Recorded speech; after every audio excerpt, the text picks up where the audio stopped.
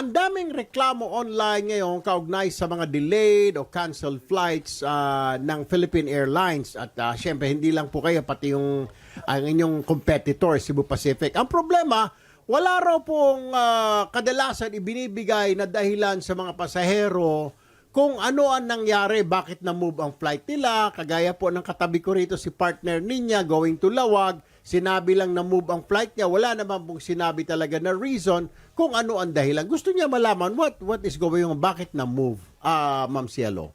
Alright, unang-una, maraming salamat Erwin sa pagkakataon. No? Ikaw ay isa sa mga unang humingi ng interview regarding this at you deserve an explanation. Opo. Una-una sa lahat, alam po natin na kasagsagan po ng revenge travel. Dahil po dito, kami po ay nag-organize ng flights. Ibig sabihin, mataas ang utilization.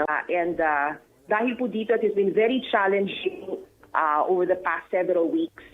At ginagawa po ng paraan ng PAL to re-accommodate passengers on the next available flights using OAL, yung other airline companies, to assist us and to delay our flights. Pero as we speak, not only today, no, over the past several days, nagkakaroon po ng mga initiatives para i-adjust yung number of flights na ina-assign sa bawat eroplano. Yung preventive maintenance, we are working on improving the release of the aircraft from the preventive maintenance status, but that cannot be rushed because safety is the cornerstone of our operation. So yan, Erwin, in a nutshell ang nangyari. May mga pangyayari na tinatawag po nating acts of God. Halimbawa, yung lightning strike, yung nangyari sa flight mo, Erwin, going to Singapore. Dahil po dito, naka-ground yung aircraft because nag-lightning alert nung araw na yon, minonitor ko po yon kasi understandably, you were upset and all the other passengers were upset. So we cannot push through with the flight because based on regulatory requirements, hindi rin papayag ang CAAP doon because that is a rule. And dahil dito, it led to flight delays. So yun ang nangyari, Erwin. So we are offering no excuses. It has been a challenging situation for Philippine Airlines and we apologize to the passengers for their inconvenience.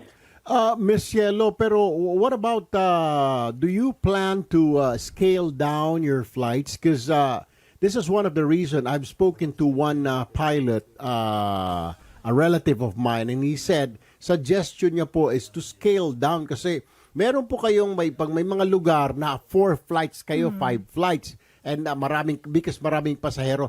Bakit hindi yun ninyo bawasan, ma'am, para yung lilipad nyo na sa 3rd flight, 4th flight, ilipad po ninyo sa ibang lugar. Kasi daw, may mga areas po kayo na 4 ang flights, 5 ang flights, ipaubayan nyo na raw doon sa isang airline na kalaban ninyo para magamit yung airline na 4th. Kasi dati naman daw, ma'am, 2 flights lang isang lugar ninyo. Ginawa raw 3, tinaasan 4 dahil masyado maraming pasahero, dahil mga turista. Bakit hindi po i-maintain muna habang hindi pa ready yung ibang aeroplano ninyo under maintenance? Doon muna tayo sa regular schedule na flights, di ba? Rather than keep on adding and adding more flights sa isang lugar para magamit yung mga eroplano na sa ibang lugar. Do you think this is it can be done, Ms. Cielo, ma'am? Yes, Erwin, it can be done. Yan ang tinatawag na aircraft schedule restructuring. It can be done, but it's easier said than done. Ibig sabihin, we are working towards that. May ginagawa rin po kami kung cancellation is the last resort. Ang ginagawa po natin, nagme-merge po tayo ng flights. Yung mga flights na hindi masyadong mataas yung PLF, yung passenger load factor, minumber po natin para maging isang flight. And then we are also utilizing OAL, other air carriers. Yung iba, as much as possible, ayaw natin i-cancel, dinedelay po natin, no?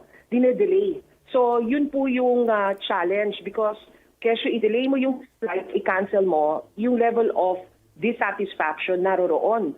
Pero we want to preserve it. But we are working towards that, adjusting the number of flights because itong adjustment ng flights based rin po sa aircraft na grounded based on the release from maintenance. Hanggang kailan po itong kalbaryo na ito or this problem before you can fix it? Until when? Okay, Erwin, good question. Alam po ninyo, to provide the needs for flight of our public, no, our travel aficionados, our public, minarapat na po ng Philippine Airlines to acquire new aircraft to beef up.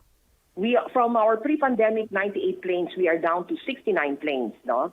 And from the 69 planes, a number of them are on preventive maintenance. So there's a tight rotation of aircraft. That's why, number one, acquisition of aircraft. Okay, there is a memorandum of agreement signed with an aircraft manufacturer, and this has been announced for 9 brand new A350-1000s. Number two, may ilan po tayo mga aircraft na nakapark, not in use during the pandemic and up to now, and we will restore and it will soon fly.